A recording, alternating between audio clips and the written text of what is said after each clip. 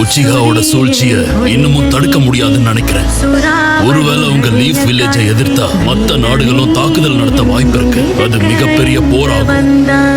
என்னோட கோட்டோ அமுட்சுகாமி மூலமா இந்த போரை நிறுத்த நான் முயற்சி பண்ணேன். அப்பதான் டான்சோ என் வலது கண்ணை திருடுனா. அவனுக்கு என் மேல நம்பிக்கை இல்ல போல இருக்கு. ஆனா ஏதாவது ஒண்ணு செஞ்சு அவனோட ஊரை அவன் காப்பாத்தணும்னு நினைக்கிறதுல எந்த தப்பும் இல்லை.